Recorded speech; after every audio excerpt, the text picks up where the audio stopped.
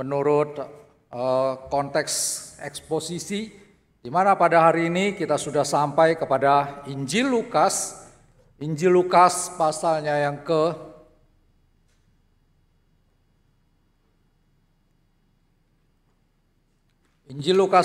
ke-9 ayat pertama sampai yang ke-6. Pada bagian ini tercatat demikian. Maka Yesus memanggil ke-12 muridnya, lalu memberikan tenaga dan kuasa kepada mereka untuk menguasai setan-setan dan untuk menyembuhkan penyakit-penyakit. Dan ia mengutus mereka untuk memberitakan kerajaan Allah dan untuk menyembuhkan orang. Katanya kepada mereka, jangan membawa apa-apa dalam perjalanan. Jangan membawa tongkat atau bekal, roti atau uang, atau 2 helai baju. Dan apabila kamu sudah diterima dalam suatu rumah, tinggallah di situ sampai kamu berangkat dari situ. Dan kalau ada orang yang tidak mau menerima kamu, keluarlah dari kota mereka dan kebaskanlah debunya dari kakimu sebagai peringatan terhadap mereka. Lalu pergilah mereka dan mereka mengelilingi segala desa sambil memberitakan Injil dan menyembuhkan orang sakit di segala tempat. Mari kembali kita tundukkan kepala dan kita berdoa. Bapa yang ada di dalam kerajaan surga, kembali ya Tuhan, kami disadarkan ya Tuhan, bahwa firman Tuhan adalah satu kebutuhan rohani bagi setiap orang yang percaya kepada Engkau, bagi setiap orang yang mau hidup menyenangkan hati Tuhan. Karena itu pada pagi hari ini kami bersyukur untuk kesempatan boleh mempunyai satu waktu merenungkan firman Tuhan di dalam ibadah ini. Berkati ya Tuhan waktu ini, berkati ya Tuhan apa yang akan disampaikan. Biarlah Roh-Mu yang menolong untuk mengurapi apa yang dikomunikasikan, agar setiap kami memiliki telinga seorang murid, memiliki hati yang terbuka untuk menyambut kebenaran firman Tuhan. Kuasai pikiran kami ya Tuhan, karena kami yakin ya Tuhan, di dalam pemberitaan firman Tuhan ini, biarlah kami boleh mendapatkan berkat daripada Tuhan sendiri. Kami serahkan waktu ini ke dalam tangan-Mu, biarlah Tuhan yang menyatakan pimpinan kedaulatan di dalam momen pemberitaan ini. Dalam nama Tuhan Yesus kami berdoa. Amin. Bapak Ibu Saudara sekalian, kalau kita melihat satu sistem pendidikan yang sifatnya itu pelatihan, saya melihat bahwa pasti ujungnya dari sistem pendidikan yang sifatnya pelatihan tersebut ada prakteknya, ada aspek yang berkaitan dengan aplikasinya. Misalnya kalau kita sekolah dokter atau misalnya penerbangan menjadi seorang mekanik, semuanya itu pasti ada aspek yang berkaitan dengan prakteknya. Termasuk juga di dalam pelatihan bagi seorang hamba Tuhan. Tatkala seorang hamba Tuhan menyerahkan dirinya untuk diperlengkapi, dia harus melewati waktu 4 tahun pendidikan formal. Seperti saya lakukan beberapa 20-an tahun yang lalu. Nah, 4 tahun itu belajar macam-macam dari segi Alkitab, dari segi sejarah gereja, sejarah teologi, doktrin, dan segala eksegesis, cara berkhotbah, cara pelayanan pastoral, dan macam-macam. Bapak Ibu, setelah dilengkapi dengan hal-hal yang demikian, lalu tibalah kita itu diutus untuk praktek menjalani satu tugas pelayanan lapangan, bertemu dengan jemaat, bukan cuma bertemu dengan 4 tembok ya, maksudnya itu ruangan untuk diajar oleh seorang dosen, tetapi bertemu dengan jemaat real yang punya beban hidup, punya pergumulan, punya segala macam persoalan. Nah, disitulah apa yang sudah dilatih, apa yang sudah dilengkapi, diharapkan bahwa pada waktu bertemu dengan jemaat lokal di mana kita diutus, kita boleh menjadi berkat di sana. Bapak Ibu Saudara sekalian, demikian juga dengan apa yang Tuhan Yesus lakukan. Dalam program pelatihan yang dilakukan oleh Tuhan Yesus bagi para murid, mereka jelas-jelas dipanggil untuk satu tujuan yang sangat-sangat spesifik sekali. Yaitu apa? Mereka mau dijadikan oleh Tuhan Yesus sebagai penjala manusia. Mereka dipersiapkan untuk menjadi utusan yang adalah perpanjangan tangan Kristus menjangkau banyak suku, menjangkau banyak orang untuk boleh percaya kepada Tuhan. Dan kita tahu juga bahwa mereka, Tuhan tentukan bahwa apa yang mereka ajarkan, bahwa apa yang mereka lakukan di dalam pelayanan, teladan-teladan yang mereka berikan, segala hal yang mereka ajarkan, itu akan menjadi satu fondasi, menjadi satu landasan bagi gereja, menjadi satu kebenaran yang adalah dasar fondasi bagi keberadaan gereja sepanjang zaman. Nah, para rasul ini sedemikian pentingnya, para rasul ini sedemikian urgentnya, para rasul ini sedemikian krusialnya sebagai pribadi yang akan melanjutkan pelayanan daripada Tuhan Yesus. Karena itulah maka kita melihat bahwa mereka tidak cuma dilatih, tetapi diberi kesempatan, diberi peluang untuk apa? Untuk bisa menjadi orang yang melayani, menjadi orang yang memberitakan akan kabar sukacita, sebagaimana yang dilakukan oleh Tuhan Yesus. Bapak Ibu Saudara sekalian, kalau kita masuk kepada Injil Lukas pasal yang ke-9 ini, di sini kita akan memperhatikan bahwa secara kronologis itu artinya secara urutan waktu, secara rentetan waktu yang berjalan. Secara kronologis pasal 9 ini adalah satu pasal yang merupakan transisi. Transisi berkaitan dengan apa? Transisi berkaitan dengan pelayanan Tuhan Yesus. Di mana Tuhan Yesus kita tahu melayani selama 3,5 tahun. Pelayanan umum yang dilakukan oleh Tuhan Yesus itu pada waktu memasuki akan pasal 9 dari Injil Lukas ini, dia sudah melayani 1,5 tahun. Dan secara geografis, pelayanan Tuhan Yesus selama 1,5 tahun itu adalah berkisar di daerah Galilea. Galilea itu adalah di sebelah utara. Nah, pada waktu di pasal ke-9 ini dikatakan sebagai satu pasal transisi. Kenapa? Karena dia akan melewati waktu pelayanannya untuk waktu berikutnya ya ke tempat yang lain. Jadi secara kronologis Tuhan Yesus sudah melayani 1,5 tahun. Dan secara geografis ada satu perpindahan wilayah bagi pelayanan Tuhan Yesus dari utara ke selatan. Utara Galilea, kemudian di tengah-tengah itu Samaria, lalu selatan itu Yudea. Dan secara khusus pada akhirnya pelayanan Tuhan Yesus berakhir di Yerusalem. Oleh karena dia disalibkan di Yerusalem. Bapak Ibu Saudara sekalian, selama 18 bulan ini Tuhan Yesus sudah mengumpulkan para muridnya. Dan para murid yang hidup bersama dengan Tuhan Yesus itu sudah menyaksikan bagaimana Tuhan Yesus hidup, bagaimana Tuhan Yesus melayani, bagaimana perilakunya, bagaimana sikapnya, bagaimana emosinya. Mereka selama ini sudah mendengarkan pengajaran-pengajaran penting daripada Tuhan Yesus. Dan juga mereka sudah melihat berbagai demonstrasi kuasa yang dinyatakan oleh Tuhan Yesus melalui mujizat. Di mana setan-setan ditaklukkan, di mana sakit penyakit disembuhkan oleh Tuhan Yesus.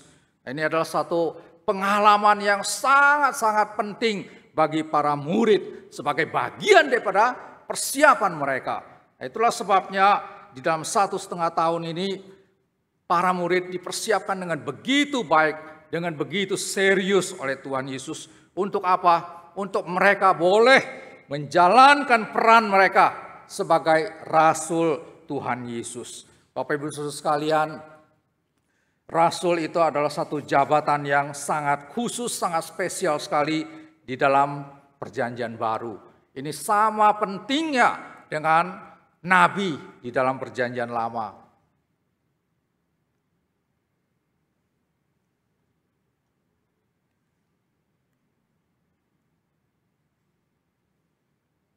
Nah, ada seorang teolog yang bernama R.C. Sproul di dalam bukunya, ini adalah buku tafsiran tentang Injil Lukas. Nah, dia memberikan 3 kriteria kerasulan.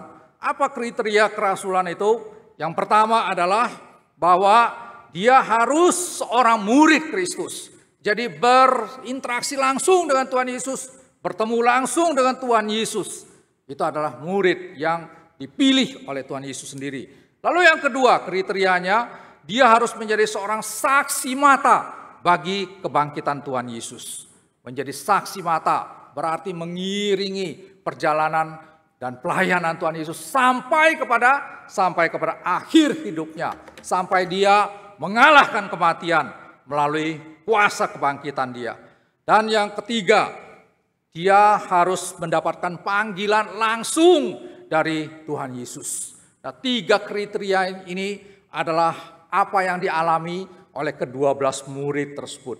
Nah, berdasarkan 3 kriteria ini, maka ada orang itu yang meragukan kerasulan daripada Paulus. Oleh karena apa? Kok Paulus ini tiba-tiba dari seorang yang dikenal sebagai penganiaya jemaat, kemudian tiba-tiba menjadi seorang yang mengabarkan Yesus, seorang yang giat bagi Kristus. Banyak yang meragukan apa yang dilakukan oleh Paulus, kerasulannya. Nah, itulah sebabnya di dalam Galatia pasal 1 ayat 11 sampai 24, di sana kita melihat bahwa Paulus itu mempertahankan, Paulus menjelaskan bagaimana dia menjadi seorang rasul yang secara demikian spesial dipanggil oleh Tuhan. Jadi kalau kita lihat dari kehidupan Paulus, kita akan melihat bahwa berdasarkan 3 kriteria kerasulan ini, dia hanya memenuhi yang kedua dan juga yang ketiga. Tuhan Yesus menampakkan diri kepada Paulus dalam perjalanannya ke Damsyik. Nah, itu adalah satu kesempatan peristiwa di mana Paulus menjadi saksi mata bagi kebangkitan Tuhan Yesus. Lalu yang ketiga, Paulus juga secara khusus mendapatkan panggilan dari Tuhan Yesus bahwa dia akan diutus kepada bangsa-bangsa non-Yahudi di dalam amanat yang diberikan oleh Tuhan Yesus. Tetapi bagaimana dengan kriteria yang pertama? Dia bukan seorang murid Kristus dalam artian seperti Paulus, seperti Yohanes atau seperti Petrus, seperti Matius.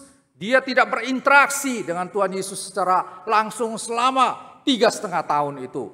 Bapak Ibu Saudara sekalian, disinilah kita melihat bahwa ini adalah alasan kenapa orang meragukan kerasulan daripada Rasul Paulus ini. Tetapi kita yakin bahwa pada saat Tuhan memilih dia, Tuhan adalah satu pribadi yang tidak sembarangan. Tuhan punya rencana bagi dia.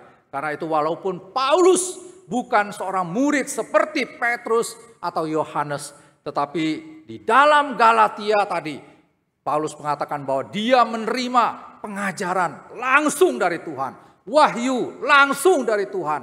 Nah, apa yang diajarkan oleh Tuhan secara langsung, diterima secara langsung oleh Paulus itu, dikonfirmasi oleh para rasul yang ada pada saat itu. Sehingga dengan demikian Bapak Ibu Saudara sekalian, kerasulan daripada Paulus itu memang adalah sesuatu hal yang sangat spesial sekali. Oleh karena sekalipun dia tidak ketemu dengan Tuhan Yesus, tetapi dia mendapatkan pengajaran, pewahyuan secara langsung dari Tuhan Yesus. Dan apa yang diajarkan oleh Tuhan Yesus itu mendapatkan konfirmasi dari para rasul. Sehingga dengan demikian maka tidak ada perlu keraguan terhadap kerasulan Tuhan Yesus. Dan kita terhadap kerasulan daripada Rasul Paulus tersebut. Oleh karena apa? Oleh karena Tuhan mempunyai cara tersendiri untuk mempersiapkan dia menjadi seorang rasul yang memang demikian luar biasa. Karena kita tahu dia menulis begitu banyak surat di dalam perjanjian baru. Bapak Ibu Saudara sekalian, sekarang kita kembali kepada teks yang tadi kita baca. Nah, di sini kita melihat bahwa Tuhan Yesus secara eksplisit sekali memberikan perintah pengutusan terhadap ke-12 murid ini. Dan perintah pengutusan ini meliputi 2 hal yang penting. 2 hal yang penting. Yang pertama, apa yang bisa kita pelajari dan perhatikan? Yang pertama adalah terkait dengan berita. Dengan berita, the message. Kalau kita memperhatikan apa yang dikatakan oleh Tuhan Yesus, kita akan menangkap satu hal yang sangat-sangat menyolok sekali. Berita tersebut adalah tentang kerajaan Allah. Inilah isi berita yang diperintahkan oleh Tuhan Yesus kepada para murid tersebut untuk dikabarkan. Dan kalau kita bertanya, apa sih sebenarnya kerajaan Allah itu? Bapak Ibu Saudara sekalian, seringkali kalau kita mendengarkan kata kerajaan, langsung di dalam benak kita itu ada suatu hal yang diasosiasikan secara wilayah, secara spasial, secara geografis. Tetapi tidak demikian dengan kerajaan Allah itu. Pada saat itu, kerajaan Allah tersebut adalah sesuatu yang sifatnya lebih berkarakteristik spiritual pada waktu itu. Kalau demikian, apa artinya kerajaan Allah? Nah, Bapak Ibu, kerajaan Allah itu adalah satu realitas tentang kuasa, tentang kedaulatan, tentang pemerintahan Allah yang sudah hadir dalam dunia ini melalui pengajaran, melalui kehidupan, melalui pelayanan Tuhan Yesus. Nah, itulah sebabnya kehadiran kerajaan Allah itu yang berkaitan dengan kuasa, berkaitan dengan pemerintahan Allah, berkaitan dengan kedaulatan Allah, didemonstrasikan dengan apa? Dengan kuasa untuk mengusir setan, dengan kuasa untuk menyembuhkan, memulihkan, membawa shalom yang sesungguhnya kepada manusia. Nah, Bapak Ibu, di sini kita melihat sesuatu yang sangat-sangat penting kita mengerti juga, bahwa pada waktu Tuhan Yesus memberikan perintah kepada mereka, para murid ini, mereka disuruh untuk memberitakan kerajaan Allah. Tetapi pada ayat yang ke-6, 9 ayat yang ke-6 dari Lukas, lalu pergilah mereka dan mereka mengelilingi segala desa sambil memberitakan Injil dan menyembuhkan orang yang sakit di segala tempat. Tuhan memerintahkan mereka memberitakan kerajaan Allah. Tetapi Lukas memberikan komentar bahwa mereka memberitakan Injil. Apakah ini adalah sesuatu yang berbeda? Apakah ini adalah suatu dua aspek yang berlainan satu dengan yang lain?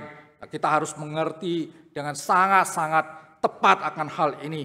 Saya mau mengatakan bahwa kerajaan Allah itu bersifat integral dengan Injil. Oleh karena Injil sebagai berita sukacita yang berlandaskan kepada karya kematian dan kebangkitan Kristus, itu adalah fondasi bagi kerajaan Allah. Injil, berita sukacita tentang salib dan juga tentang kubur kosong, itu menjadi satu dasar yang paling fundamental bagi kehadiran kerajaan Allah. Di dalam Perjanjian Lama, isu tentang kerajaan Allah begitu luar biasa digemahkan di dalam tulisan-tulisan firman Tuhan, para nabi, nubuatan mereka. Nah, kita melihat juga Bapak Ibu sekalian, pada waktu Tuhan Yesus datang, kedatangan Tuhan Yesus adalah untuk memberitakan, membawa, menghadirkan kerajaan Allah. Nah, ini adalah satu kerajaan yang spiritual adanya, dan kerajaan tersebut tidak pernah bisa terlepas daripada karya Kristus. Itulah sebabnya kalau berbicara tentang kerajaan Allah, dengan sendirinya pembicaraan topik kerajaan Allah itu adalah sesuatu yang menyatukan Perjanjian Lama dan juga Perjanjian Baru. Dan penyatuan tersebut selalu terfokus kepada Kristus. Karena itu berbicara tentang kerajaan Allah secara alkitabiah, itu adalah sesuatu yang pasti sifatnya kristosentris. Karena dasarnya adalah karya Tuhan Yesus. Kematian, kebangkitan, pelayanan, pengajaran Tuhan Yesus. Di situ kita melihat ketidakterpisahan, sifat integral daripada Injil. Sehingga tidak salah kalau disuruh memberitakan kerajaan Allah. Lalu Lukas memberikan komentar tentang bahwa mereka memberitakan Injil. Karena di dalam memberitakan Injil, kita juga sedang berperan untuk memperluas kerajaan Allah.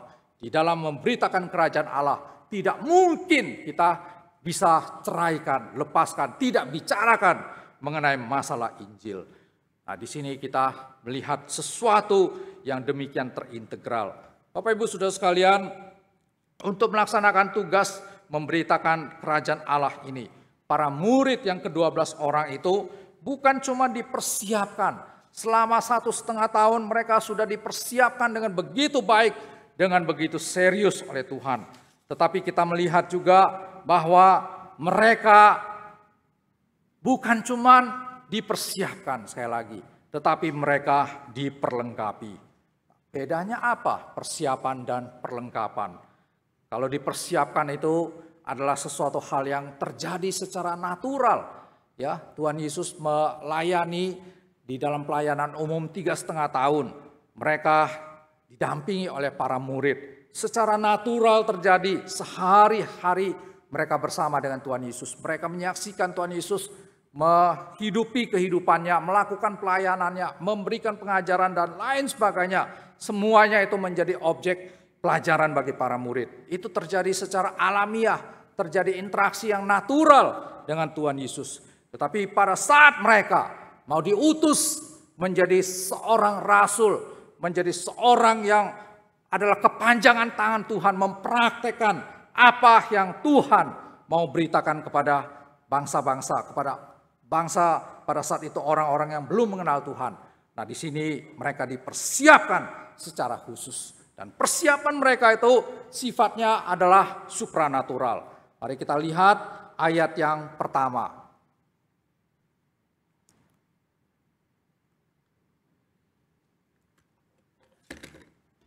Ayat yang pertama berkata demikian. Maka Yesus memanggil ke-12 muridnya, lalu memberikan tenaga. Dalam bahasa Yunani, tenaga itu adalah dunamis dan kuasa, exousia kepada mereka untuk menguasai setan-setan dan untuk menyembuhkan penyakit-penyakit. Bapak Ibu Saudara sekalian, apa itu tenaga dan apa itu kuasa, exousia? Nah, di dalam pengertian daripada bahasa Yunani, tenaga atau dunamis itu adalah satu kemampuan, satu kekuatan untuk melakukan kegiatan tertentu. Kegiatannya apa? Kegiatannya yang secara spesifik adalah untuk mengusir setan, menguasai ya setan-setan dan untuk menyembuhkan penyakit. Tenaga, power Tuhan berikan kepada mereka. Lalu Tuhan juga memberikan kepada mereka kuasa, exousia. Kuasa ini berkaitan dengan apa? Berkaitan dengan hak, berkaitan dengan satu kewenangan, satu otoritas bagi mereka untuk menggunakan power atau kemampuan atau kekuatan dari Tuhan tersebut. Jadi mereka punya kemampuan, mereka punya kekuatan, mereka punya power untuk melakukan mujizat. Dan sekaligus mereka punya kuasa, punya otoritas. Inilah yang diperlengkapi oleh Tuhan. Dan ini sifatnya sesuatu yang supranatural adanya. Bapak Ibu Saudara sekalian, begitu luar biasa. Mereka dipersiapkan secara natural, mereka diperlengkapi secara supranatural untuk sesuatu tugas yang memang sangat penting sekali. Satu tugas yang sampai saat sekarang ini masih bersama dengan kita. Amanatnya tidak pernah berubah, tuntutannya tidak pernah berubah. Nah, kalau kita memperhatikan lebih jauh, mengapa para rasul ini diperlengkapi dengan kemampuan untuk melakukan mujizat? Mereka kenapa diberikan tenaga? Kenapa diberikan kuasa? Kenapa ada dunamis yang menyertai mereka? Kenapa ada exousia yang dilimpahkan kepada mereka? Bapak Ibu Saudara sekalian, ini adalah suatu hal yang sangat penting juga kita mengerti. Karena apa? Karena ini terkait dengan tanda yang menjadi satu bukti tentang otentisitas mereka sebagai Rasul Kristus. Jadi pada waktu mereka punya kemampuan untuk melakukan mujizat, pada waktu mereka mempunyai otoritas untuk melakukannya. Berdasarkan apa? Berdasarkan perintah Kristus, berdasarkan amanat Kristus.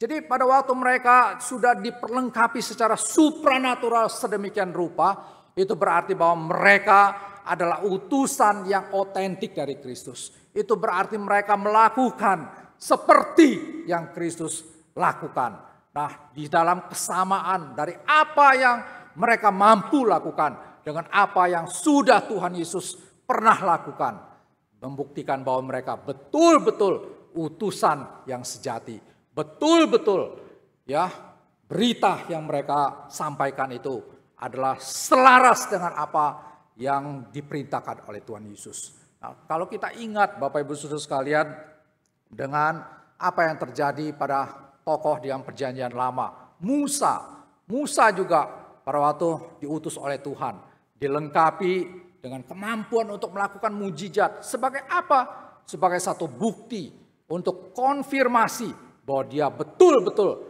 adalah seorang utusan Yahweh. Sehingga pada waktu dia melakukan mujizat, menyampaikan firman Tuhan kepada Bani Israel maupun kepada Fir'aun. Nah, di sana dia membawa otoritas Tuhan. Di sana dia melakukan perintah Tuhan. Bapak Ibu, ini adalah sesuatu yang sangat penting kita mengerti.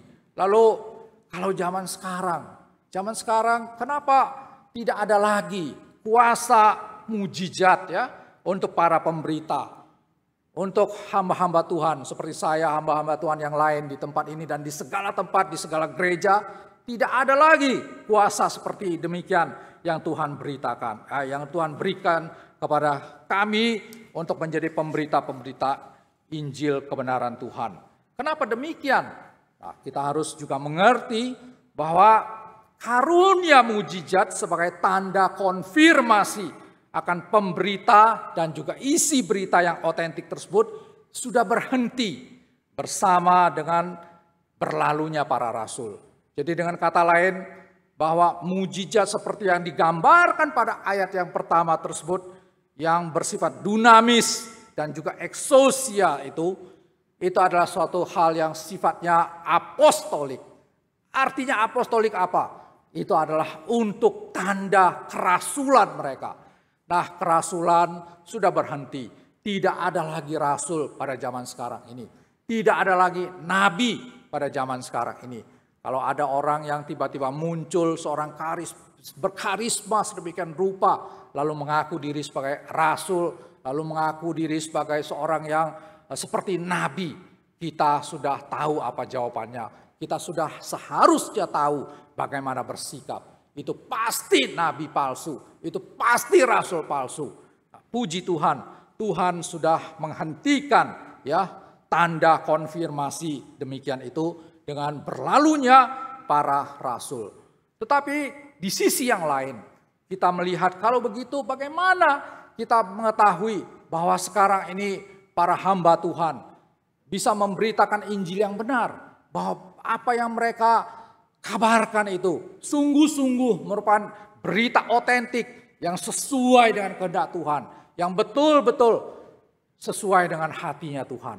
Nah, disinilah kita melihat bahwa di dalam karya pemeliharaan Tuhan, pada waktu Tuhan memanggil para rasul itu, Tuhan bukan cuma mengaruniakan kepada mereka dunamis, kuasa, dan eksosia untuk melakukan mujizat sebagai bukti otentisitas mereka. Tetapi lebih daripada itu, mereka juga Tuhan berikan kewenangan otoritas untuk apa? Menuliskan kebenaran firman Tuhan, menuliskan pengajaran-pengajaran Tuhan Yesus secara memadai, secara benar adanya. Dan itulah sebabnya sampai pada saat sekarang ini, walaupun tidak ada lagi para rasul, tetapi kita melihat masih ada apostolic writings, masih ada bukti-bukti tentang kebenaran dari pengajaran, dari kehidupan Tuhan Yesus, dari pelayanan-pelayanan Tuhan Yesus, masih ada bukti-bukti yang sangat meyakinkan, yaitu dokumen perjanjian baru. Nah, Bapak Ibu Saudara sekalian, kalau kita bertanya tadi seperti yang saya lontarkan, apa satu jaminan bahwa sekarang hamba Tuhan betul-betul mengabarkan Injil yang benar, bahwa hamba Tuhan betul-betul memberitakan kerajaan Allah yang sesungguhnya yang otentik. Tidak ada standar lain daripada kesesuaian dengan Alkitab, kesesuaian dengan apostolic writings tersebut.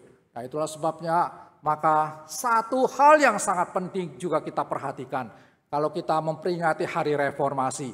Seringkali kita itu diperkenalkan kepada slogan-slogan reformasi yang sangat terkenal. Ada sola fide, hanya iman, sola gratia, hanya anugerah. Kemudian apalagi sola scriptura, hanya Alkitab, lalu solus Christus, hanya Kristus, solidio gloria, segala kemuliaan bagi Tuhan. Tetapi jarang sekali ada satu slogan yang juga sangat penting di masa reformasi. Dan slogan itu adalah Ad Fontes. Apa itu Ad Fontes? Ad Fontes itu adalah kembali kepada sumber, back to the source. Nah, kita tahu kenapa reformasi terjadi. Oleh karena pada waktu itu ada seorang Martin Luther yang betul-betul punya kepekaan rohani. Dia melihat ajaran gereja sudah menyimpang, dia melihat pengajaran-pengajaran yang terjadi sudah begitu menyeleweng dari kebenaran firman Tuhan. Kenapa demikian? Oleh karena dia membandingkannya, oleh karena dia ad fontes, oleh karena dia kembali kepada sumber. Sumber apa? Sumber apostolic writing, sumber tulisan para rasul, yaitu dokumen perjanjian baru. Karena itu sekali lagi kita melihat di dalam hal yang demikian, otentisitas adalah satu hal yang sangat krusial sekali di dalam masalah yang berkaitan dengan kerajaan Allah, yang berkaitan dengan Injil. Karena itu kita harus terus-menerus menjadi orang Kristen yang mendisiplinkan diri kita untuk apa? Untuk terus kembali kepada Alkitab, kembali kepada apa yang diajarkan, disampaikan oleh Tuhan melalui para nabi di dalam perjanjian lama dan juga para rasul di dalam perjanjian baru. Bapak Ibu Saudara sekalian, lalu hal yang kedua yang bisa kita perhatikan terkait dengan pengutusan dari para murid ini adalah yang kedua. Kalau yang pertama tadi adalah tentang message-nya, tentang beritanya, yang tidak lain adalah kerajaan Tuhan sudah hadir. Lalu yang kedua terkait dengan pemberitanya, the messengers. Nah, ini juga penting sekali. Tuhan Yesus memberikan tuntutan spesifik yang ditentukan oleh Tuhan Yesus tentang bagaimana seharusnya mereka sebagai messenger, sebagai utusan Tuhan, sebagai rasul di dalam mission trip yang singkat tersebut, bagaimana seharusnya mereka berperilaku.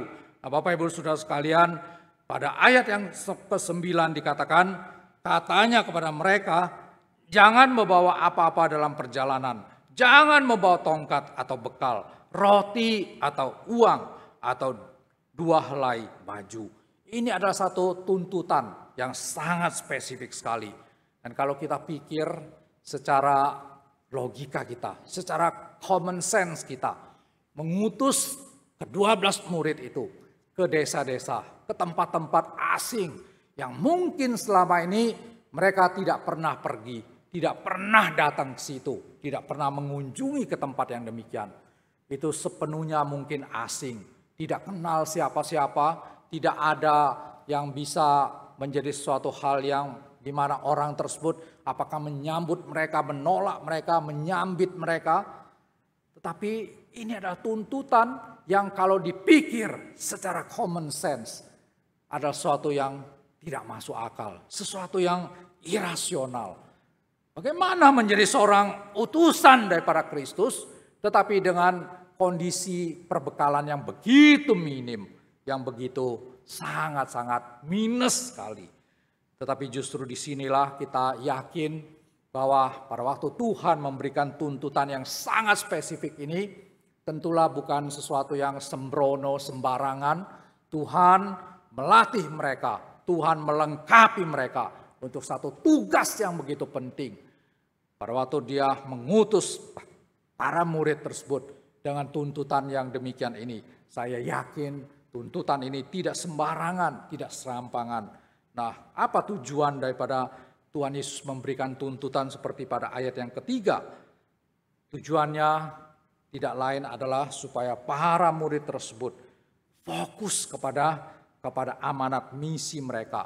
Supaya di dalam pelayanan mereka, supaya pada waktu mereka menunaikan tugas tersebut, mereka tidak terdistraksi oleh dan juga dibebani oleh urusan-urusan makan minum, masalah akomodasi.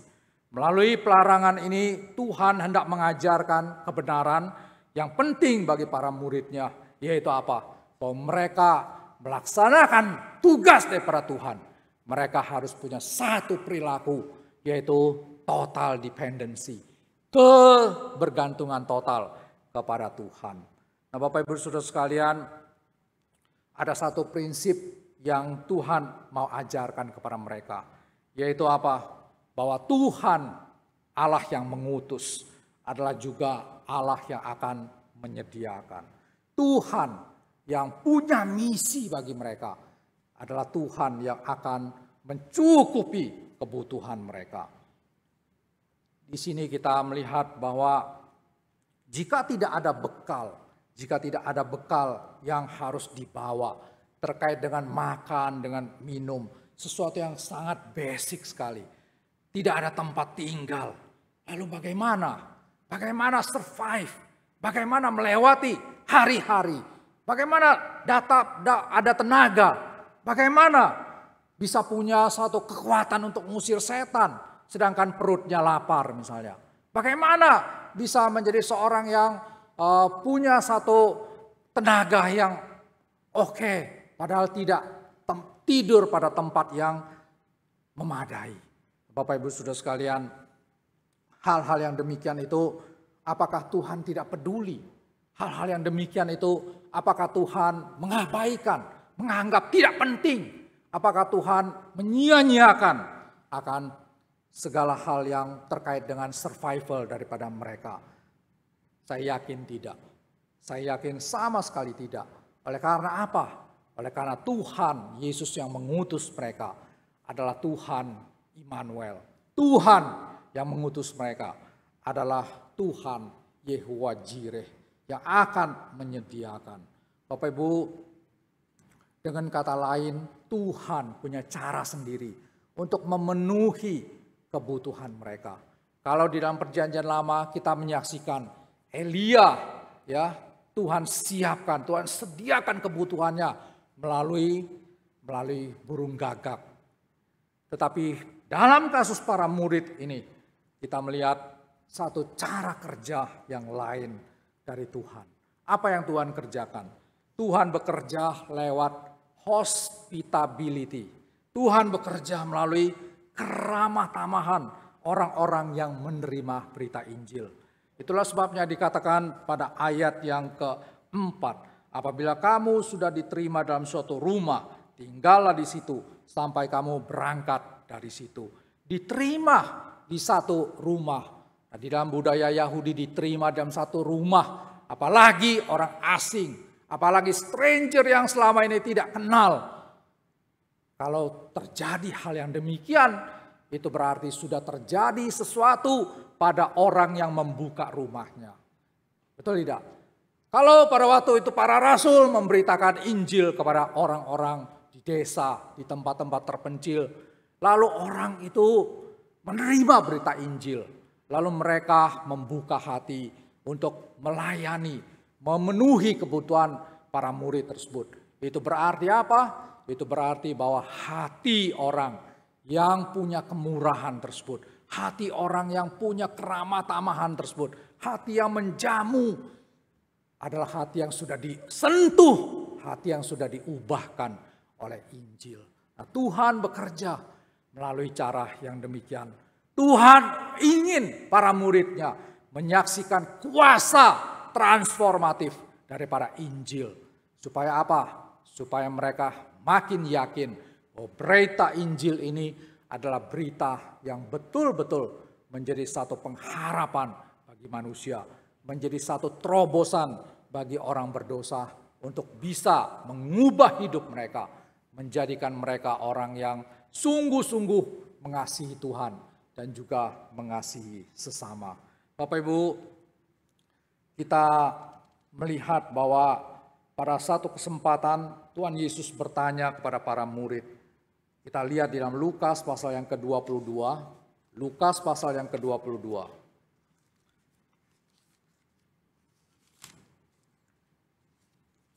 Lukas 22 ayat yang ke-35 sampai ke-36.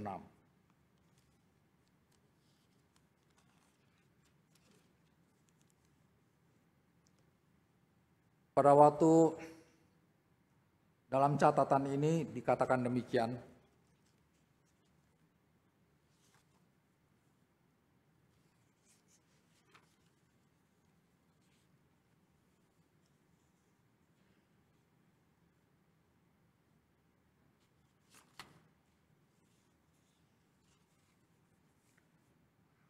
Ada satu catatan dalam Lukas pasal 22 itu, ya 55 sampai 56, Tuhan Yesus bertanya kepada mereka, apakah pada saat saya mengutus engkau berdua-dua itu, kamu kekurangan? Lalu para murid menjawab, tidak sama sekali, tidak ada kekurangan. Nah, di sini kita melihat bahwa mereka dipelihara oleh Tuhan sedemikian rupa sampai mereka tidak kekurangan apapun. Demikian luar biasa Tuhan menyertai pemberitaan para pemberita Injil tersebut sehingga tidak kekurangan, sehingga selalu ada kecukupan. Bapak Ibu, kita sampai kepada satu pemaparan di mana firman Tuhan jelas sekali memberikan kepada kita satu gambaran bahwa para murid tersebut diutus untuk satu tugas yang sangat penting sekali. Dan pada saat kita sudah melihat pemaparan yang demikian ini, maka apakah yang menjadi refleksi dari kita? Saya mengajak kita untuk berpikir tentang dua hal. Yang pertama,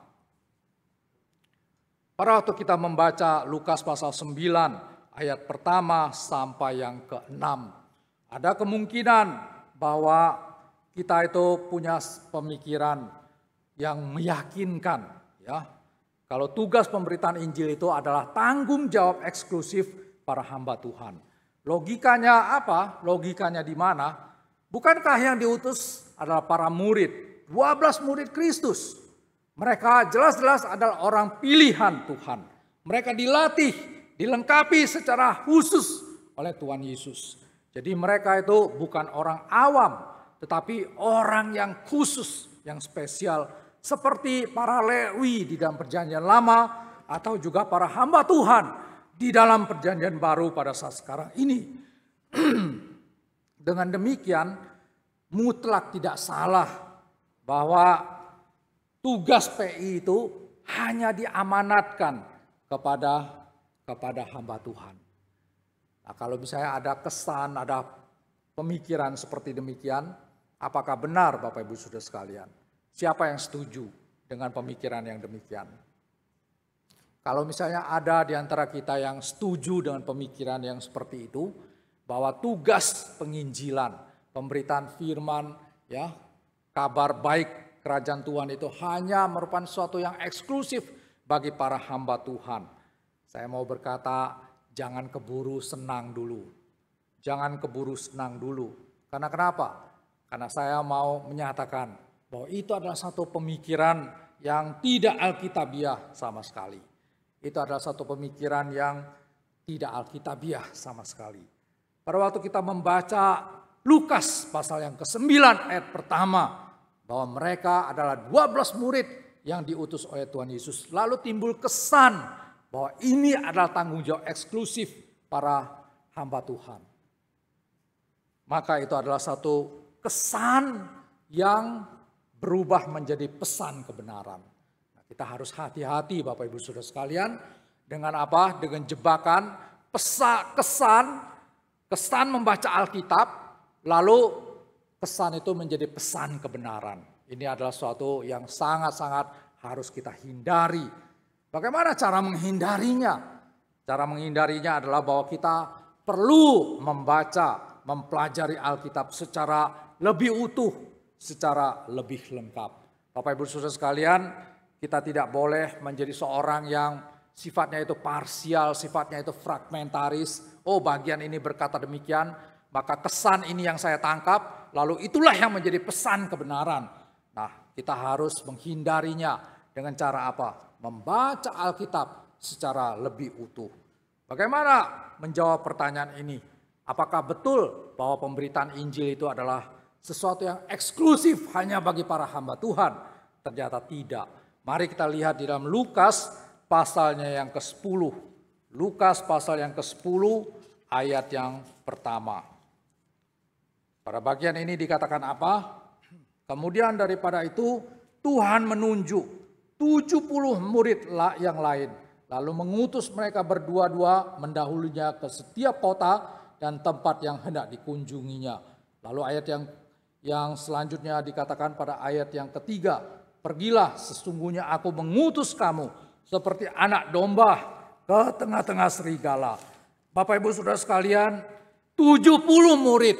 Ini jelas bukan para rasul, tetapi adalah murid-murid yang lain. Dan kalau mereka adalah pengikut Kristus yang sungguh-sungguh, mereka adalah murid Tuhan Yesus. Jadi dengan kata lain, responsibilitas untuk memberitakan Injil tidak secara eksklusif diberikan kepada para rasul 12 orang itu, tetapi kepada para murid yang lain, yang pada waktu itu disebutkan angkanya 70 orang. Nah, ini berarti bahwa tugas itu sebenarnya adalah suatu hal yang bersifat universal bagi setiap orang yang adalah murid Tuhan Yesus, bagi setiap orang yang adalah pengikut Kristus yang sejati. Saya mau tanya kepada kita, apakah kita yang ada di tempat ini pengikut Kristus yang sejati?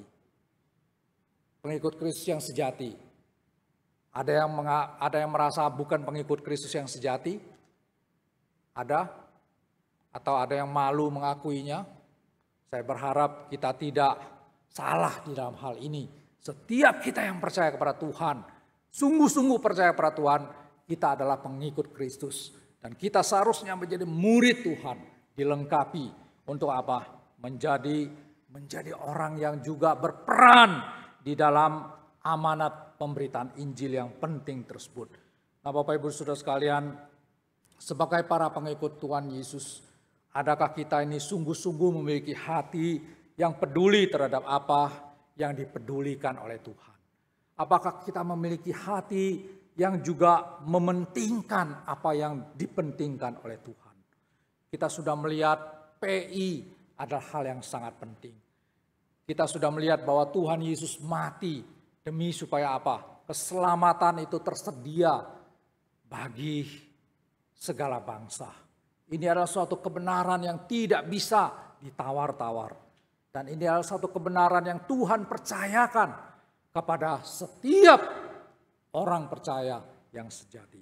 Kepada setiap kita. Apakah ada kerinduan di dalam diri kita sebagai pengikut Tuhan Yesus?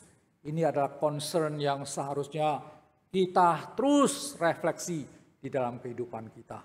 Bapak Ibu Saudara sekalian, sungguh satu realitas yang menyedihkan kalau kita lihat di dalam persekutuan doa di gereja-gereja. Maka yang kita lihat itu apa? Yang kita lihat itu adalah dalam pokok-pokok doa syafaat yang dinaikkan, didoakan. Di dalam persekutuan doa itu biasanya bolak-balik. Bolak-balik itu cuma 2 aspek saja. Cuma 2 aspek saja, yaitu personal. Personal itu berkaitan dengan diri kita. Nah, pada waktu pandemi, maksudnya sekarang juga pandemi, cuman waktu hebat-hebatnya 1-2 tahun yang lalu. Dalam persekutuan doa ada banyak sekali permintaan doa untuk apa? Kesembuhan bagi yang kena COVID lah, lain sebagainya. Ada belasan, bahkan ada puluhan. Kita doa, tidak salah Bapak Ibu, untuk hal-hal yang personal demikian.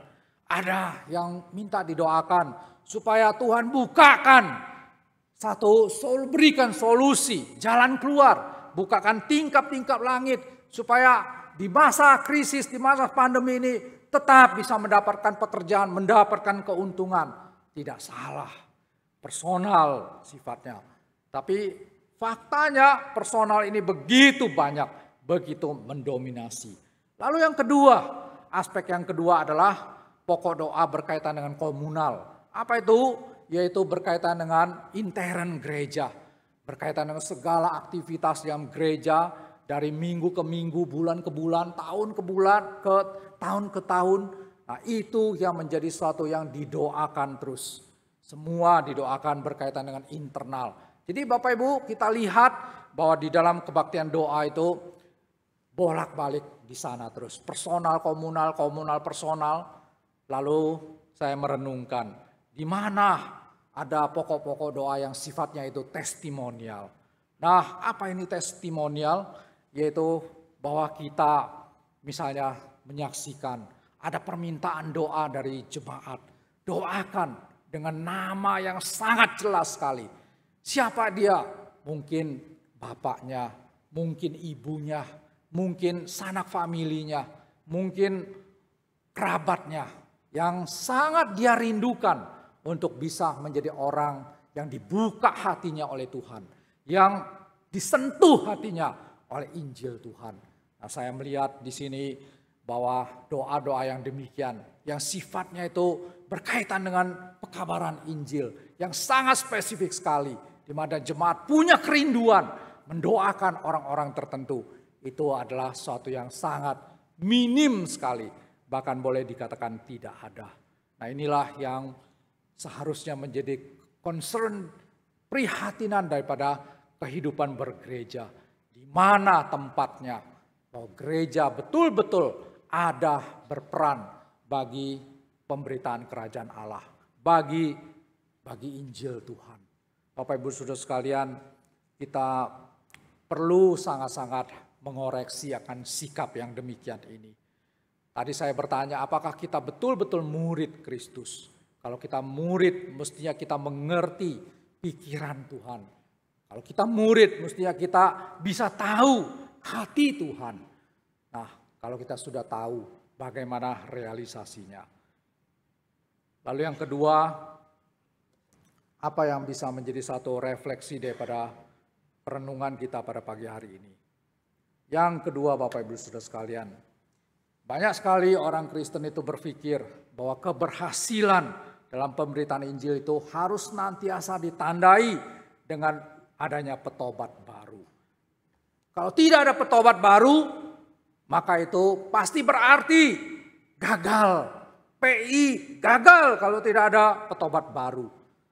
Benarkah pendapat yang seperti demikian? Menurut saudara benar tidak? Kalau tidak ada petobat baru, itu berarti PI gagal. Dalam sejarah daripada sejarah keselamatan, kita menyaksikan ada Petrus yang berkhotbah, 3.000 orang bertobat.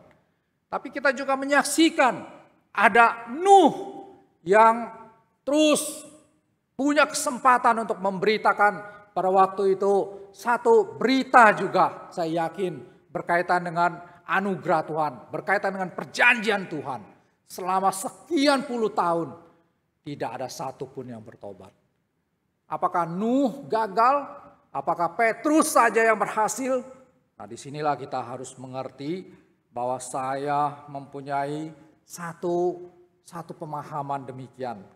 Bahwa saya yakin kalau berita Injil yang murni itu sungguh-sungguh dikabarkan, maka pemberitaan Injil tersebut tidak pernah gagal sekalipun tidak menghasilkan petobat baru.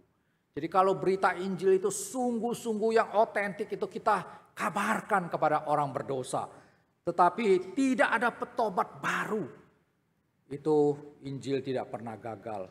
Kenapa demikian? Oleh karena kuasa Injil bukan hanya untuk menyelamatkan, tetapi juga untuk menghakimi. Kuasa Injil punya dua peran.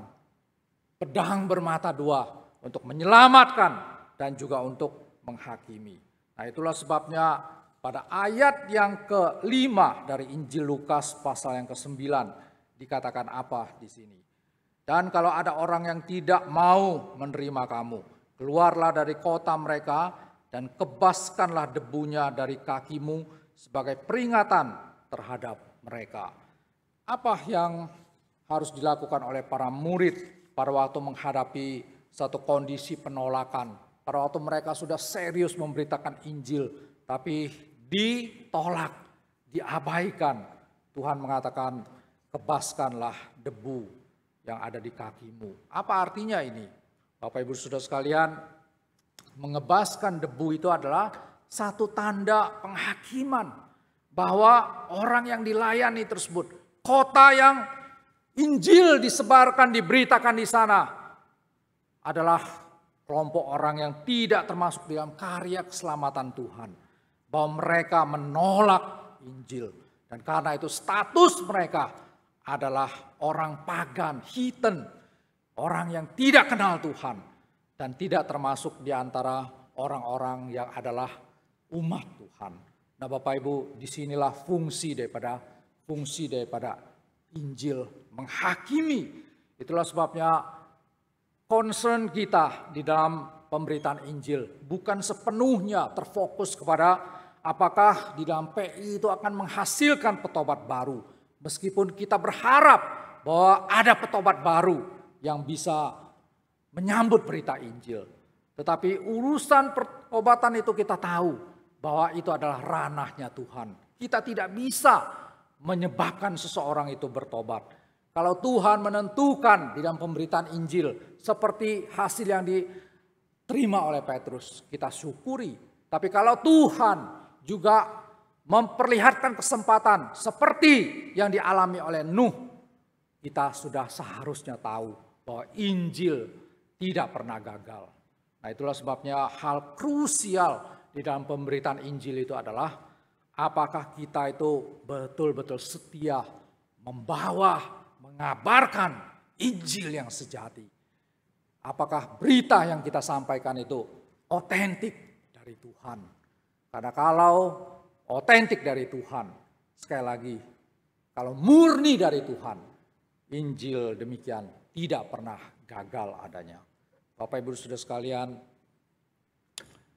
jangan mudah kecewa jika kita tidak melihat hasil yang kelihatan. Sebab Injil sejati tidak pernah gagal terkait hasil yang tidak kelihatan. Hasil yang kelihatan kita syukuri. Dan kalau tidak ada hasil, Injil tidak pernah gagal. Karena ada hasil yang tidak kelihatan, yaitu judgment, yaitu penghakiman Tuhan terhadap orang yang menolak Injilnya. Biarlah kiranya apa yang kita sudah pelajari pada pagi hari ini, sesuatu hal yang sangat penting. Kita terus menjadi orang Kristen yang juga belajar mendisiplinkan diri kita. Kita masuk di dalam proses daripada apa yang dilakukan Tuhan bagi kita. Setiap kali khotbah tentang penginjilan, seharusnya kita berespon diam hati kita. Bagaimana seharusnya saya bertindak? Bagaimana seharusnya saya menjadi orang yang bisa berperan di dalam karya Tuhan yang demikian luar biasa. Rancangan Tuhan yang demikian ajaib tersebut. Bagaimana anugerah Tuhan itu bisa semakin dikenal oleh orang. Nah, Bapak Ibu, biarlah di dalam momen kita mendengarkan firman Tuhan seperti demikian, biarlah kita juga mempunyai satu ketekatan, satu kerinduan bagi orang-orang di sekitar kita. Biarlah kita menjadi orang juga yang selalu punya keyakinan bahwa Injil tidak pernah gagal. Sehingga tatkala mungkin kita sudah terlibat dalam pemberitaan Injil, tidak melihat hasilnya, kita tidak putus asa, tidak kehilangan semangat. Oleh karena kita yakin bahwa Tuhan tidak pernah membuat Injil itu gagal. Karena apa?